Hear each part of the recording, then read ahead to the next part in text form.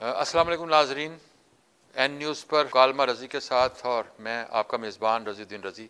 मित्रू साहब और ना सिर्फ ये कि माहिर कानून हैं सीनियर, इनका पीसीबी के साथ भी एक ताल्लुक़ है और पाकिस्तान क्रिकेट बोर्ड के इलेक्शन कमेटी जो थी उसमें उसके साथ ये मुंसलिक रहे।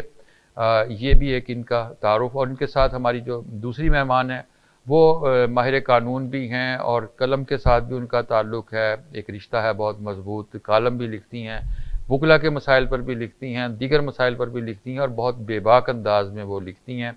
और सैयदा समिया गिलानी साहिबा, अस्सलाम वालेकुम जी, आप दोनों को मैं खुश आमदीद कहता हूँ। अब साहब, हमारे आज प्रोग्राम में हमने मौजू ये रखा है कि खालिद साहब के एक तो वकला के कुछ मसाइल होते हैं, दरपेश होते हैं, लेकिन मेरा टॉपिक ये है कि वकला के भी मसाइल हैं और वकला से भी मसाइल हैं। कुछ मसाइल के ज़िम्मेदार भी वकला हैं जिन लोग।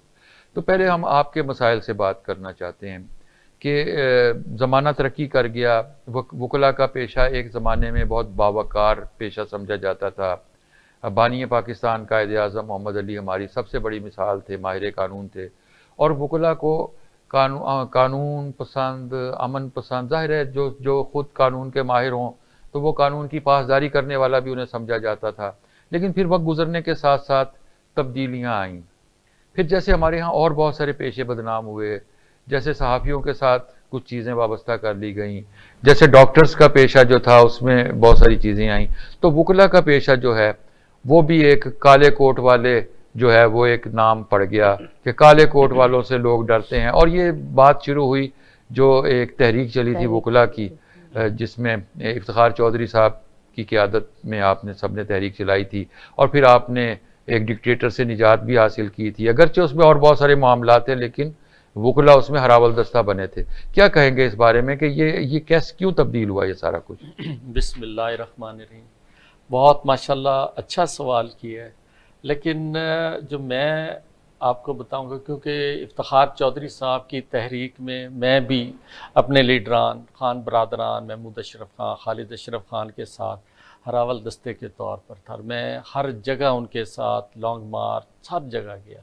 सर, उसके अंदर आप एक चीज़ देखें कि जो इफ्तिखार चौधरी साहब वाली तहरीक थी उसमें देखें कोई शीशा नहीं टूटा, उसमें कहीं भी वकला ने वायलेंस नहीं किया, कहीं भी आपको कोई ख़बर नहीं आएगी कि वकला ने कहीं जाके तोड़ फोड़ की हो, किसी का नुकसान किया हो। वो एक ऐसी तहरीक थी जिसके अंदर अवाम भी, मीडिया भी और वकला भी एक पेज पे थे। क्या था उसकी? सिर्फ एक ही सबकी सोच थी कि हमने पाकिस्तान को अच्छी रास्ते पर ला के खड़ा करना है, पाकिस्तान की तरक्की के लिए करना है। हर बंदा उसके अंदर, आप ये चीज़ देखें कि पेज था, उसमें आप सिर्फ वकीलों के नहीं सबका अगर कहें तो रोल बहुत। लेकिन बाद में कुछ साबित हुआ ना चीज़ें, हमारे जो दोस्त उसमें थे, उसके बाद में उन्होंने कहा कि जी हमें यूज़ किया गया। हाँ जी, मैं बताता हूँ सर। उसके अंदर ये चीज़ देखें ना कि जब वो तहरीक मुकम्मल हो गई उसके बाद मुख्तलिफ़ किस्म की पार्टीज़ बरसरे इक़्तिदार हैं, मुख्तलिफ़ किस्म की पार्टीज़ हैं। उससे सारे आप देखें जितने भी सियासतदान होते थे वो सब के सब इंतज़ार में खड़े होते थे कि हमें कवरेज मिल जाए, हम इसके अंदर पेश हों। उसके बाद सबके अपने अपने मफादात है जिसकी वजह से उन लोगों ने कहा कि हमें यूज़ किया गया। ऐसी बात नहीं थी। वो ये था कि उसके अंदर आप ये चीज़ देखें कि जैसे इफ्तिखार चौधरी साहब बहाल हुए, बहाल होने के बाद वो एक अपनी जो उनकी मजबूरियाँ थी वो अपने कोर्ट वर्क में चले गए। बाकी लोगों का जो पॉलिटिकल था सब उसी की तहरीक की वजह से, आपकी भी मामनत की वजह से ये सारे मुशर्रफ को बाहर निकाला गया और इक़्तिदार में आ गए। इक़्तिदार में आया मुख्तलिफ़ किस्म के टाइम के अंदर, तो फिर उन लोगों ने उसका वो जो कंसेप्ट था या जो उसके मुतल्लिक बातें थी वो गलत करनी शुरू। हालांकि ऐसा नहीं था सर। और जहाँ तक ताल्लुक़ आपने कहा कि वकला के एक बहुत बड़ा नाम था और आज ऐसा क्यों है सर? अब भी वैसे ही है। अब भी अगर आप जाकर देखें, अच्छा बाकी ये माशरे के अंदर वकला भी तो आपके माशरे का हिस्सा ही है। उसके अंदर जहाँ और दूसरे इदारों में लोग आ गए वहाँ चंदे कह सकते होते हैं, लेकिन उसके अंदर की जानिब से हॉस्पिटल पर हमला हुआ, अस्पताल पर हमला हुआ लाहौर में, हमने देखा था वो सारा कुछ भी। हाँ जी, उसके अंदर एक और बात भी है सर।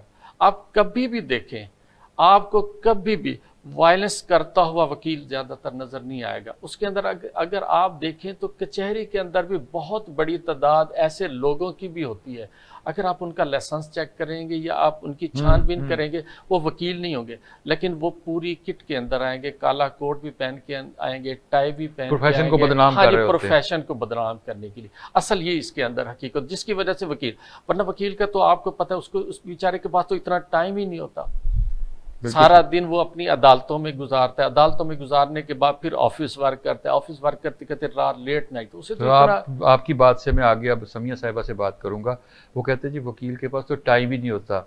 अब और जाहिर है वो एक जो हमारे मुआशरे में एक मर्द की एक हाकमियत का जो हम तस्वुर देखते हैं, एक मर्द वकील जब ये कह रहे हैं कि वकील के पास तो टाइम ही नहीं होता, तो एक खातून जिसने घर भी देखना है, बच्चों को भी देखना है, वकालत भी करनी है, उसके पास कैसे टाइम निकलता है? वो ऐसा है सर कि एक तो मैनेजमेंट, लेकिन मैं आपकी बात से एग्री करती हूँ कि फुल टाइम हम नहीं दे सकते इस प्रोफेशन को, ये रियलिटी है।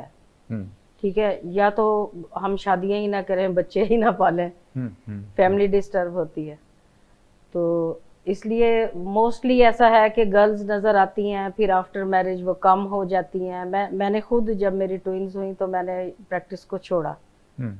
वो अब आप कब से कर रही हैं प्रैक्टिस? मैं कर रही हूँ 95 से। 95 से जी। तो फिर बच्चियाँ बड़ी हो गई तो फिर मैं वापस अपने प्रोफेशन में आई, क्योंकि अगर ज़रूरत नहीं है तो टॉप प्रायोरिटी मैं समझती हूँ, मैं ज़ाती तौर पे समझती हूँ कि टॉप प्रायोरिटी मेरे बच्चे थे। अब वो जिस लेवल पे हैं या वो मेरे घर रहने की वजह से वो उस लेवल पर हैं। ये प्रैक्टिस जो है मर्द ज़्यादा बेहतर ये कर सकते हैं वकालत, क्योंकि ये फुल टाइम जॉब है, और जो लेडीज़ कर रही हैं यकीनन मैं सल्यूट करती हूँ उन्हें कि घर को भी टाइम देना है, या घर डिस्टर्ब होगा या प्रोफेशन डिस्टर्ब होगा। फिर हमारे साथ एक और मसला ये भी है कि हम सिलेक्टेड केसेस ले सकते हैं, क्योंकि हमारा सोशल सेटअप ऐसा है कि हर केस हम नहीं ले सकते। ये भी मैंने इस फील्ड में देखा। फिर ये है कि जिस तरह से और हमें माशरती लिहाज से मसाइब लेडीज़ को ज़्यादा है, तो वो भी हमें फेस करते हैं। मर्द का तो इतना प्रॉब्लम नहीं है, बाइक उठाई, एक कोर्ट गए, यहाँ से अब बैंकिंग कोर्ट का बड़ा फासला है, वहाँ चले गए, लेकिन लेडीज़ उस लिहाज से प्रैक्टिस नहीं कर सकती कि ये गैप है, कोर्ट्स में आना जाना है, तो वो इसलिए लगेगा कि शायद इनकी प्रैक्टिस कम है। खालिद साहब, वकला को भी तो कोई मसाइल दरपेश होते हैं, तो बहुत सारे मामलात होते हैं, जजेस के मामलात होते हैं, जो आपके पास साइल आते हैं उनके मामलात होते हैं, आपकी एक घरेलू ज़िंदगी भी है, एक अपनी मसरूफियत भी होती है। कौन कौन से ऐसे मसाइल हैं जिनका आपको सामना करना पड़ता है?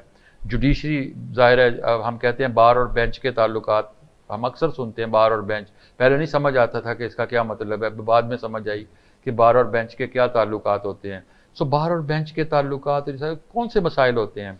सर, सबसे पहला तो मसला है वकला के चैम्बर का। देखें, जो भी एक प्रोफेशन होगा ना, उसके लिए आपको जगह तो चाहिए ना, जहाँ पर बैठ के आप अपने क्लाइंट्स को भी डील करते हैं, उसके अलावा केस प्रिपेयर भी करते हैं, प्रिपेयर करने के बाद फिर आपने वहाँ से उठ के अपनी अदालतों में भी जाना होता है। सबसे बड़ा जो मसला चल रहा है वो ये है चैम्बर्स का, और जिसकी वजह से वो छोटे छोटे दड़बे बने हुए हैं, मैं देखे हैं, जाहिर है हम सर डरबे भी हो तो और बात है, चैम्बर ही नहीं है, जगह ही नहीं है। हाँ जी, अब ये है कि कासिम खान साहब, मिस्टर जस्टिस साहब, यानी ex mister justice Kasim Khan साहब, उन लोग न्यू जुडिशल कम्प्लेक्स के लिए वो जगह प्रोवाइड कराइए, बड़ी मुश्किल से प्रोवाइड कराइए।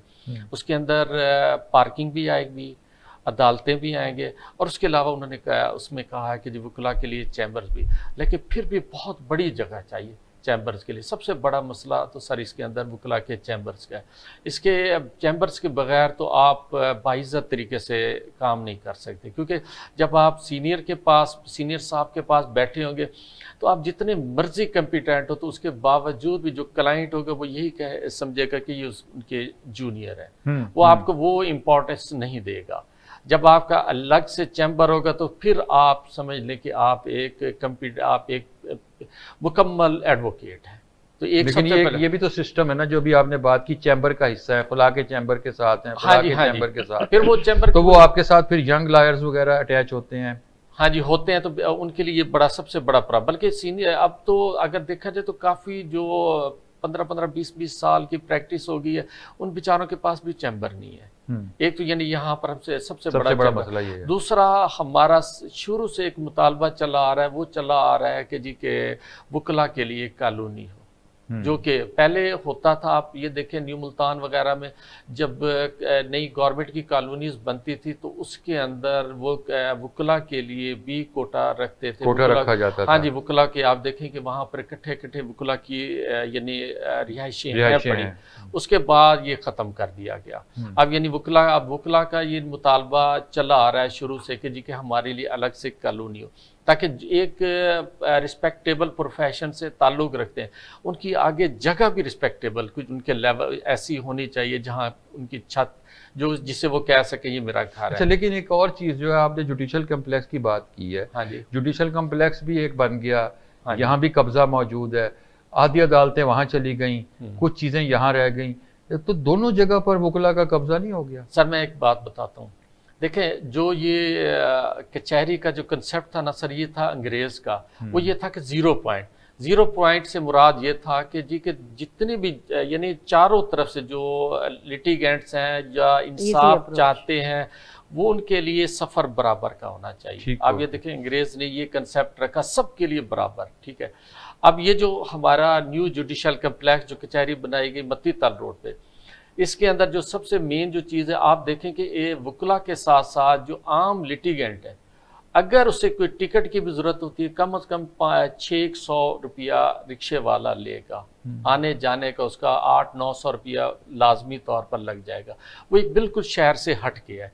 अच्छा, उसके अलावा कभी आप वहाँ विज़िट करें सर, एक वकील का जब एक केस होता है ना सर, उसके अंदर ये पोजीशन होती है कि एक अदालत में, मैं समझने आप जज साहब, मैं आपकी अदालत में आया हूँ, आपकी अदालत आप बिजी बैठे हैं, तो मैं उसी वक्त फ़ौरन कहूँगा कि ठीक है जी, मैं साथ वाली अदालत, ये दूसरी अदालत, फिर उसके बाद तीसरी अदालत, यानी सारे हमने एक ही टाइम के अंदर जैसे जैसे टाइम मिलता है हम वैसे अपने केस निपटाते जाते हैं। अगर आप जाके न्यू जुडिशल कम्प्लेक्स को देखें तो सबसे पहले आप एक साइड से स्टार्ट लें तो वहाँ पर एडिशनल सेशन जजेस साहिबान की कोर्ट्स हैं, वो एक लाइन के अंदर है।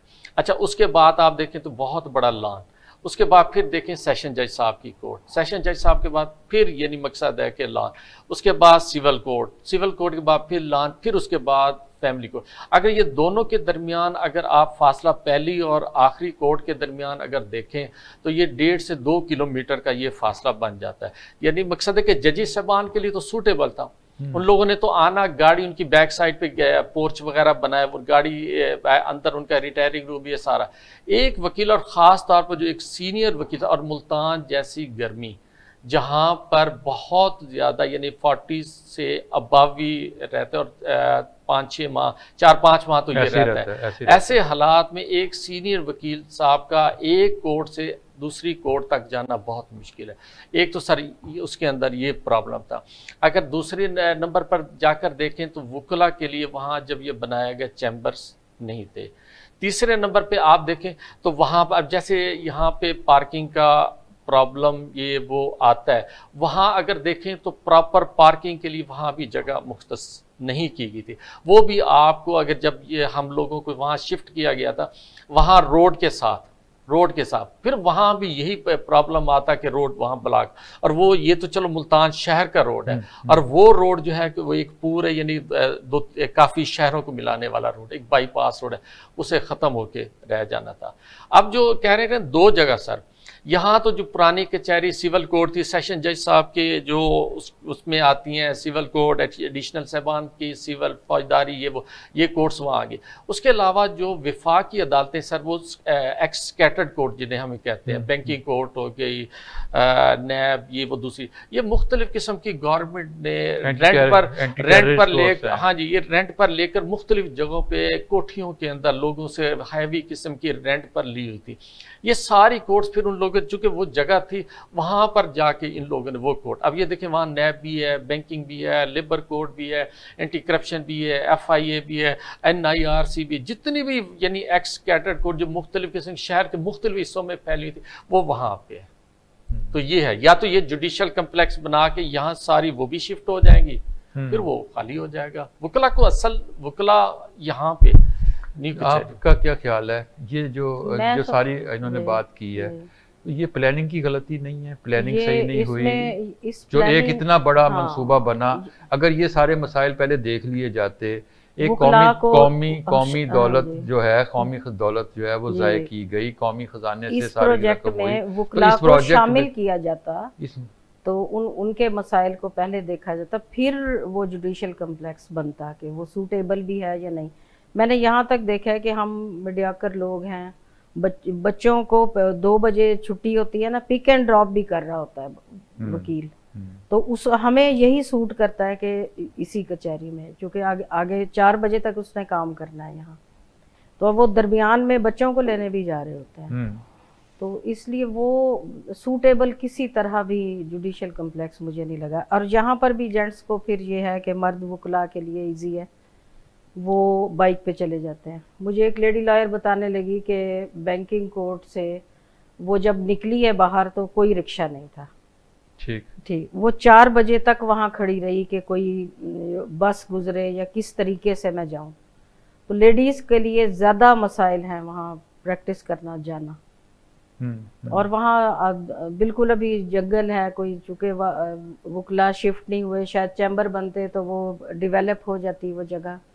और फिर फासला कोर्ट्स का इतना है कि लेडीज़ को वहाँ ज़्यादा मसाइल है। सर लेडीज़ को मसाइल हैं, मैं आपसे ये सवाल करूँगा, वैसे बनता तो इनसे ही है, लेडीज़ लॉयर्स जो हैं उनके हवाले से भी तो कुछ मसाइल सुनने में आ रहे होते हैं।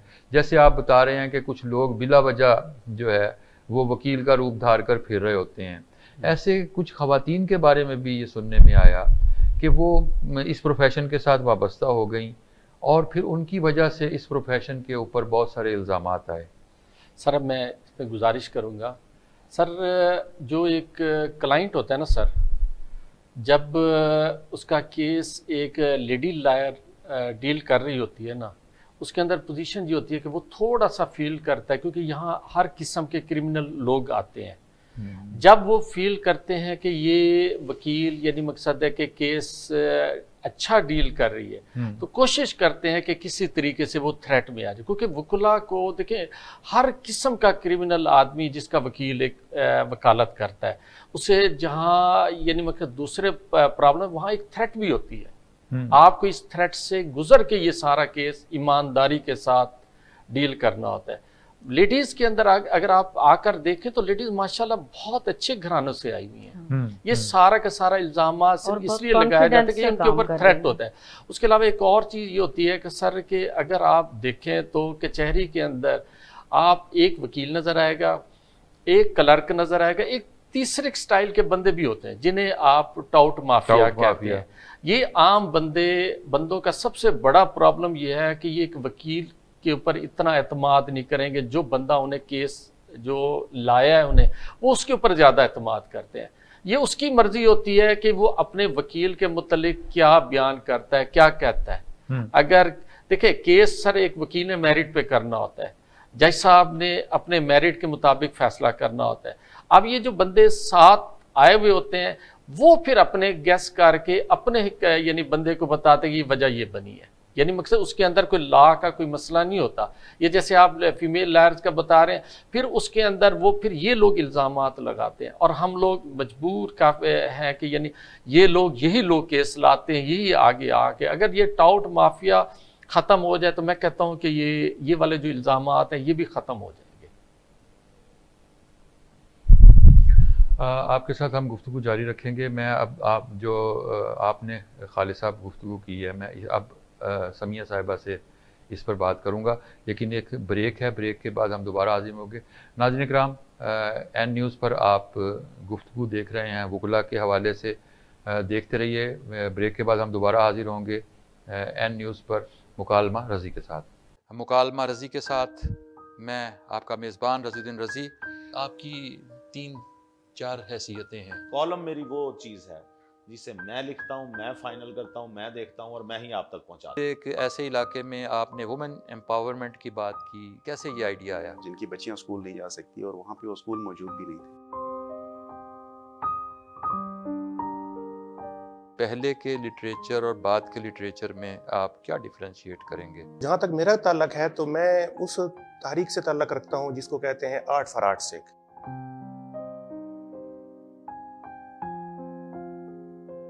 बहुत सी चीज़ें ख़त्म हो गई, मादूम हो गई, खाने चीज़ें चेंज हो गई। मंदिर में वो शादी हाल बना हुआ था और उसके जो फर्श पे ईंटें आज तक लगी हुई है ना, उन पे संस्कृत लिखी हुई है।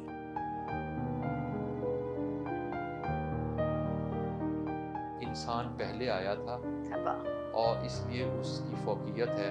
इंसान मजहब के लिए नहीं बना, मजहब इंसान उसको रिफाइन करने के लिए फिरके हैं, अकायद हैं, वो बाद में इंसानियत का मैसेज ही उन्होंने दिया। कमर रज़ा शहजाद का एक शेर है कि मेरी हंसी का शोर भी सबसे बुलंद है, शायद मैं दुख भी सबसे ज्यादा उठाऊंगा। प्रोग्राम मुकालमा रज़ी के साथ हर बुध और जुमेरात को 8 बजे शब एन न्यूज़ HD पर। जी नाज़रीन इकराम, वेलकम बैक। मुकालमा रज़ी के साथ ख़वातीन वुकला के हवाले से बात हो रही थी। आप वो बता रहे थे थ्रेट्स का सामना करना पड़ता है, ख़वातीन को बदनाम किया जाता है। आपके क्या तजर्बात हैं एक खातून वकील? क्रिमिनल के साथ आपने डील करना होता है, मुख्तलिफ़ किस्म के लोग आ रहे होते हैं, आगे जजेस के साथ भी डील करना होता है। आप इस फील्ड में हैं, कैसे मसाइल का सामना करना पड़ता है? देखो सर, हम जिस सोशल सेटअप पे रहते हैं वहाँ तो वैसे ही ख़वातीन को इतने मसाइल हैं कि जॉब करने बाहर निकल जाए खातून तो वो मोहल्ले में सब उसे जज कर रहे होते हैं कि ये कहाँ गई का, यानी कि और फिर कचहरी में आना और वहाँ फेस करना जहाँ पर जो है मर्द वुकला जो हैं उन्हें लाइफ थ्रेट है। पिछले दिनों कितने मर्डर हुए हैं, तो जाहिर है कि लेडीज़ को इससे ज़्यादा मसाइल हैं वहाँ पर, मर्दों से ज़्यादा हमें फेस करना पड़ता है मसाइल को। मैंने पहले भी कहा कि हमें सिलेक्टेड केस लेने पड़ते हैं, अपनी डिग्निटी को भी देखना है, ये भी देखना है कि कोर्ट्स में क्या बहस होगी, कहाँ तक बात जाएगी किसी केस में, तो हम फिर सिलेक्ट करके केस लेते हैं। केसेस इस तरह होता है। ये तमाम केसेस आप नहीं ले सकते? तमाम केसेस मुझे नहीं लगता कि लेडीज़, चूँकि मैं नहीं ले सकती, आप नहीं ले सकती, ऐसा है, हमारा सोशल सेटअप ही ऐसा है। तो बहुत से मसाइल ये हैं और मेरा ख्याल है कि ज़्यादा बातें की जाती हैं, ऐसा कुछ नहीं है कि ख़वातीन अब काम कर रही हैं उसी तरीके से जैसे मर्द आते हैं, उसी तरीके से काम कर रही हैं। अपनी डिग्निटी का ख्याल होता है सबको, हमें भी अपनी ज़ाहिर वकार का ख्याल है क्योंकि हम फैमिलीज से आए हैं, क्योंकि ये तो नहीं कि तो, लेकिन बातें ये है कि लेडीज़ ज़्यादा पिन पॉइंट पे होती हैं।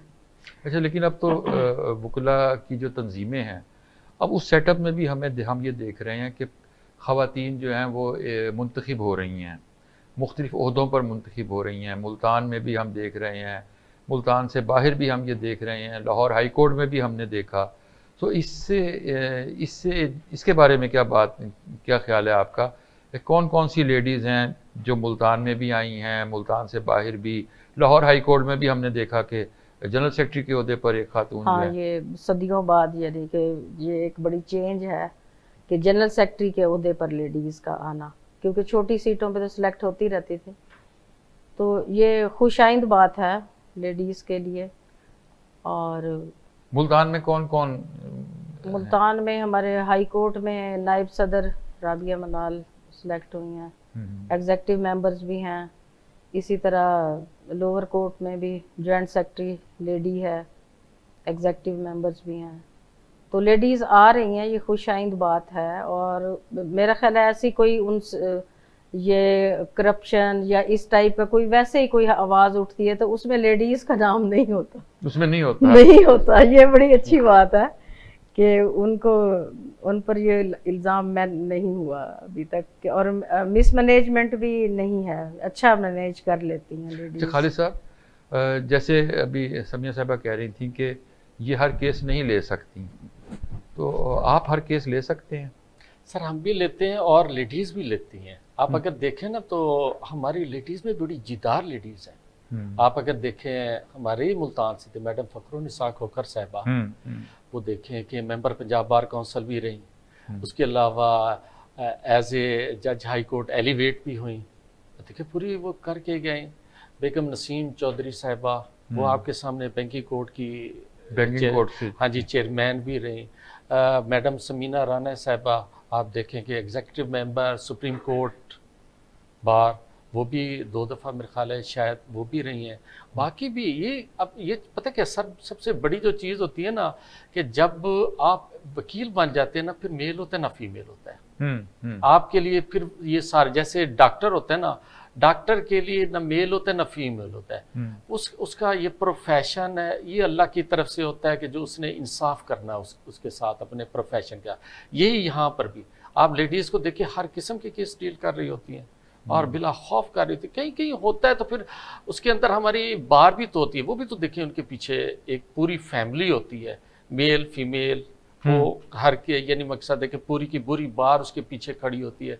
अल्लाह ताला का शुक्र है कि लेडीज़ बहुत अच्छे अंदाज में काम कर रही हैं, कॉलेज भी चला रही हैं, लॉ कॉलेजेस में भी इधर भी काम कर रही हैं।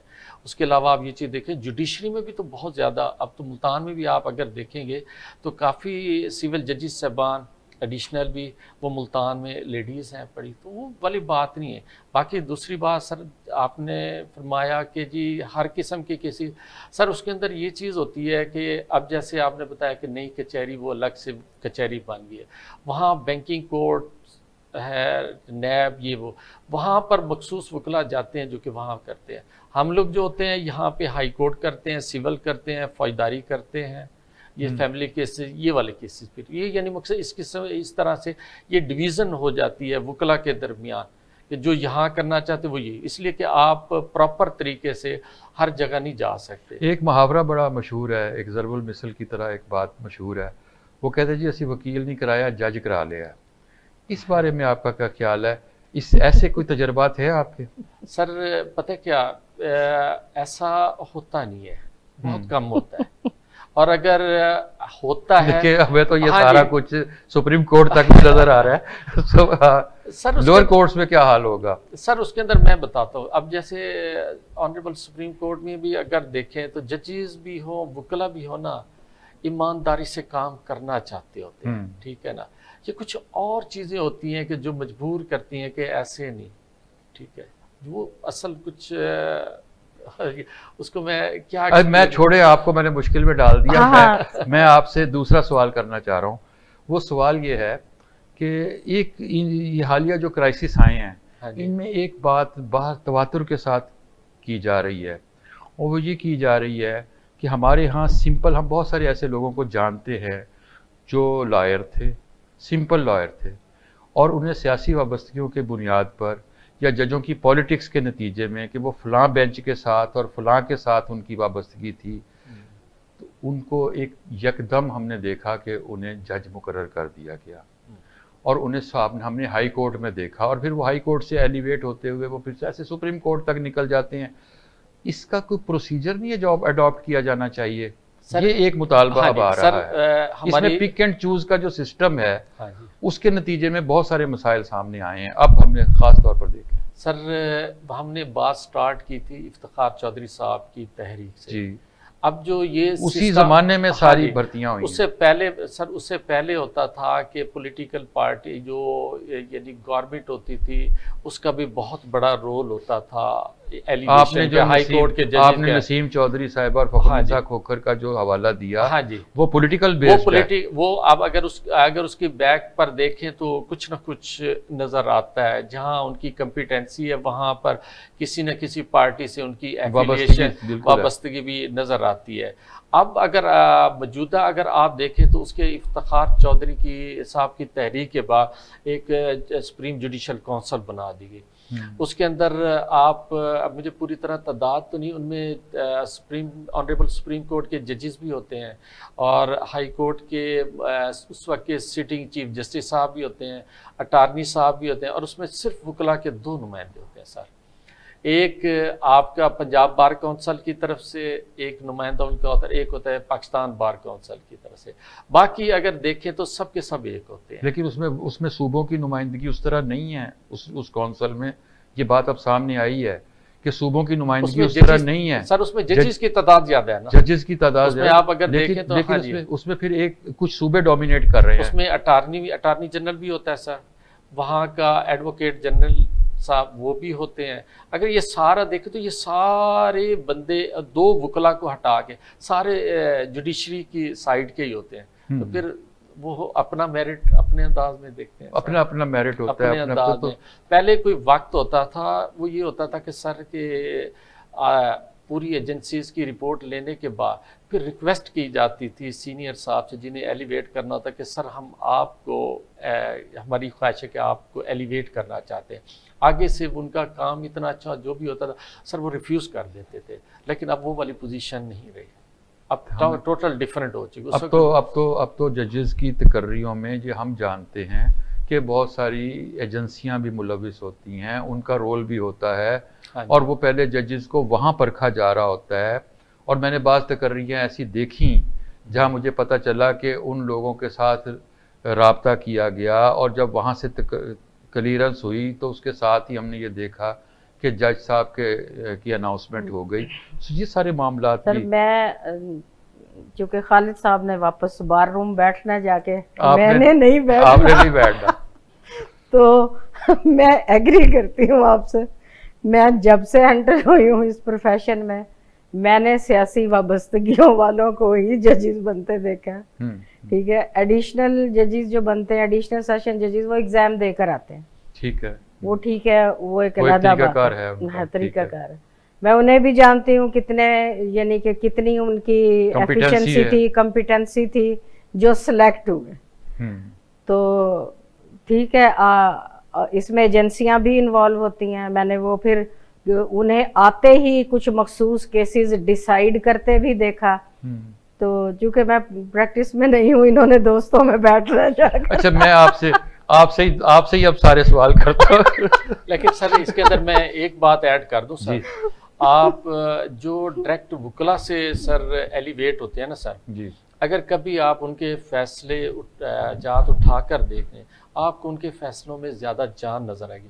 वो सबसे ज़्यादा साइटेशन भी जो वकला से जाहिर है उनकी एक आदमी जो प्रोफेशन में होता है इसलिए कि सर जो एक वकील होता है ना सर, देखिए वो हर किस्म के केसेस डील कर चुका होता है। उसका माइंड एक यानी काफ़ी ब्रॉड पता होता है, उससे ब्रॉड होता है। वो डिसीजन लेने में वो बिल्कुल घबराएगा नहीं, वो हर किस्म का डिसीजन लेगा। एक तो मेरिट का अपना कॉन्फिडेंस होता है। हाँ जी, हाँ जी। अगर आप इन्हीं में से, जैसे आपने फरमाया कि अगर इन्हीं में से अगर मेरिट पे लेके आए तो लॉ को बहुत ज़्यादा वास्ट और बहुत ज़्यादा अच्छे अंदाज में लेके चला जाए। लेकिन वही चीज़ आ जाती है ना कि फिर वो हर चीज़ से हट के नहीं, फिर हाई कोर्ट में भी जो जजेस की सिलेक्शन है वो भी अगर एग्जाम के थ्रू कर दी जाए तो ये सारा कुछ खत्म हो जाएगा। यानी उसके लिए भी कोई एग्जाम या कोई तरीकेकार होना चाहिए। सर उसके अंदर ये है ना कि जब आप एडवोकेट सुप्रीम कोर्ट बनते हैं उसके अंदर जो आपसे क्वेश्चनिंग होती है, आपकी फिटनेस टेस्ट जो ऑनरेबल हाई कोर्ट के अंदर होता है उसके अंदर भी बेपनाह आप से क्वेश्चनिंग की जाती है। अच्छा, उसके बाद जब आप सुप्रीम कोर्ट के लिए जब वहाँ से आप कर जाते हैं क्वालिफाई कर, फिर आप सुप्रीम कोर्ट वहाँ अपनी फाइल भेजते हैं। वहाँ फिर सीनियर जज साहब वो उसके साथ मेंबर पाकिस्तान बार काउंसिल और साथ ही अटार्नी साहब वो क्वेश्चंस की भरमार कर देते हैं। उसके अलावा जो दूसरे नंबर पे एक चीज़ होती है कि वो जब ये एलिवेशन होती है सर, ये भी देखा जाता है कि ये सुप्रीम कोर्ट के अंदर इनकी अपीयरेंस कैसी है, ये कैसे, यानी मकसद है कि वो तमाम भी कई दफ़ा लिस्ट इसलिए भी कैंसिल हुई जो बनाकर भेजी गई। उन्होंने कहा कि जी इनकी सुप्रीम कोर्ट के अंदर जो चीफ जस्टिस साहब बैठे थे उन्होंने कहा जी ये मेरे सामने पेश हुए या जैसे भी, उन्होंने कहा जी कि मैं नहीं समझता कि इसके लिए। एक सवाल आपसे आखिरी करके उसके बाद हम एंडिंग की तरफ चलेंगे। बहुत अच्छी गुफ्तगू हुई है। लेकिन सर ऐसा भी हुआ कि कई दफ़ा कि जो लोग सिलेक्ट हुए उन्हें खुद वकील नहीं जानते थे कि वो कौन सिलेक्ट हुए। अच्छा, बस आप तो खुद ही मेरे साथ आप तो हमारे दिल की मेरे साथ एक और प्रोग्राम रख ले। ठीक है। अच्छा, मैं आखिरी सवाल, अब एक सवाल, वो ये सारे तो वकुला के मसाइल हो गए, अब वकुला से अवाम को मसाइल हैं जो हमारा टॉपिक था, उसमें सबसे बड़ा, मैं एक सवाल करूंगा दोनों से और उसके बाद हम एंडिंग पे चले जाएंगे। सबसे बड़ा मसला है पार्किंग का, जिसका आपने भी जिक्र किया, और उससे अवाम को, और ये सिर्फ ज़िला कचहरी में नहीं, ये हाई कोर्ट की जानिब भी यही हाल है कि वकुला की गाड़ियाँ बाहर खड़ी हैं, सड़कों पे खड़ी हैं, फुटपाथ पर खड़ी हैं और पब्लिक उससे तंग हो रही है। बाकी फीसिस के मामला, वकुला को चेंज हो जाना, वकुला का मुलजिमान के साथ मिल जाना, ये बहुत सारे मसाइल भी हैं अवाम के। आप इस बारे में क्या कहते हैं? ये एक ही सवाल है, दोनों से कुछ गुफ्तगू आप कर लें, कुछ आप। ठीक सर, जहाँ तक पार्किंग का मसला है सर, उसके अंदर ये चीज़ देखें कि ये पार्किंग वो बनी थी जब वकला की तादाद कम थी। अब वकला की तादाद बहुत बड़ी, उसके अलावा जो लिटिगेंट्स आते हैं वो भी किसी न किसी सवारी पे आते हैं सर। हमारा वही, मैंने वहीं से फिर स्टार्ट करूँगा सर, हमारा बहुत, हाँ जी, बहुत पुराना पुलिस लाइन का मुतालबा चलता आ रहा है। आप ये चीज़ देखें कि पुलिस लाइन के अंदर ऑफिसेज कितने हैं, उसके अलावा उन लोगों ने एक वहाँ पर अपनी चंद एक कोठियों के अलावा, और उसके अलावा वहाँ पर ना ही उनकी एक्सरसाइज होती है, टोटल मती तल पर मौजूद है, वहाँ पर ये शिफ्ट होने के लिए तैयार नहीं है। पिछली दफ़ा जब honourable chief justice Kasim Khan साहब चीफ जस्टिस साहब थे, उन्होंने भी बहुत कोशिश की, लेकिन उसके बावजूद भी ये इंतज़ामिया कोई ना कोई पुलिस की साइड से कोई ना कोई ऐसा रखना डाल देते। अब मौजूदा ऑनरेबल चीफ जस्टिस अमीर भट्टी साहब भी यही कोशिश कर रहे हैं, बहुत बड़ी मुश्किल से थोड़ा सा ज़मीन का हिस्सा उनसे लिया जिस पर ये सारा काम हो रहा है। अगर ये वो हमें मिल जाए पुलिस लाइन, और ये तो आराम से वहाँ पुलिस लाइन जो मती तल वहाँ शिफ्ट हो सकते हैं, तो ये तमाम के तमाम मसाइल हल हो सकते हैं। अब आ जाए सर, आपने फरमाया ये हाई कोर्ट वाली पार्किंग का। अब चंद साल पहले देखें, बाहर एक गाड़ी भी नहीं खड़ी होती थी। ये मेरा ख्याल है 5-6 सालों से ये बाहर पार्किंग ये लाए हैं। वकला की जहाँ तक पार्किंग का ताल्लुक है सर, अब वहाँ देखें कि वकला अंदर उनके लिए गाड़ियाँ अंदर ही रहती हैं, बाहर बहुत कम क्लाइंट्स की होती हैं, ठीक है ना। अब ये हाईवे का ऑफिस ये लिया गया। अब ये चीज़ देखें कि हाईवे के ऑफिस के अंदर ऑनरेबल हाई कोर्ट के ऑफिस बन रहे हैं, यहाँ ये वकला को या ये पार्किंग के लिए नहीं दिया गया। इसी तरीके से वकला के साथ ही आप अगर देखें तो हाईवे की कॉलोनी मौजूद है, अगर वहाँ दे दिया जाए और उससे ये पार्किंग कम्प्लेक्स बना दिया जाए तो हमेशा का मसला हल हो सकता है। जी, आप आखिरी सवाल वही के वो जो मैंने कहा है ये सिर्फ कचहरी नहीं, पूरे मुल्तान का मसला है। आप देखें ना, पार्किंग प्लाजा का यहाँ कोई कंसेप्ट ही नहीं है। किसी भी आप प्लाजा में जाएं, शॉपिंग मॉल में जाएं, वहाँ जो है पार्किंग है ही नहीं। हॉस्पिटल्स बने हुए हैं प्राइवेट, वहाँ नहीं है पार्किंग। तो ये पूरा मुल्तान का ही मैप कुछ इस तरह का है कि पार्किंग पे तवज्जो ही नहीं दी गई। बहुत शुक्रिया, आप दोनों के साथ बहुत अच्छी गुफ्तगू हुई। नाज़रीन इकराम, प्रोग्राम आप देख रहे थे मुकालमा रज़ी के साथ और समिया गिलानी साहिबा। बहुत दिलचस्प गुफ्तगू हुई। आपके साथ दोबारा मुलाकात होगी नए मेहमानों के साथ। देखते रहिए एन न्यूज़। इजाज़त दीजिए अपने मेज़बान को। खुदा हाफिज़।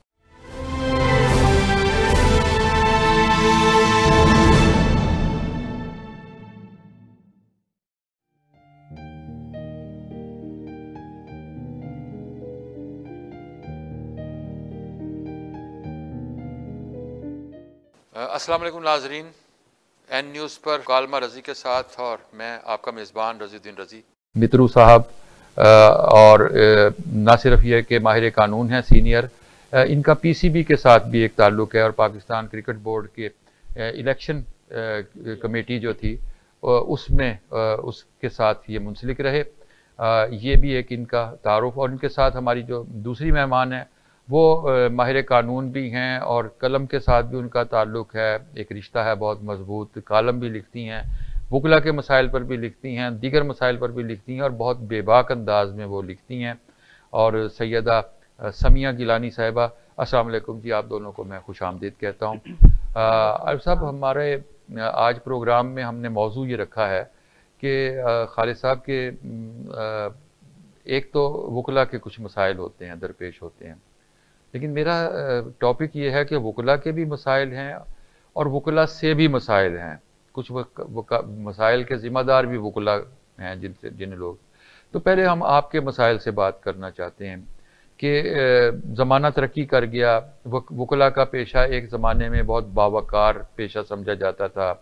बानी पाकिस्तान कायदे आज़म मोहम्मद अली हमारी सबसे बड़ी मिसाल थे, माहिर कानून थे, और वकला को कानून पसंद, अमन पसंद, ज़ाहिर है जो ख़ुद कानून के माहिर हों तो वो कानून की पासदारी करने वाला भी उन्हें समझा जाता था। लेकिन फिर वक्त गुजरने के साथ साथ तब्दीलियाँ आईं। फिर जैसे हमारे यहाँ और बहुत सारे पेशे बदनाम हुए, जैसे सहाफ़ियों के साथ कुछ चीज़ें वाबस्ता कर ली गई, जैसे डॉक्टर्स का पेशा जो था उसमें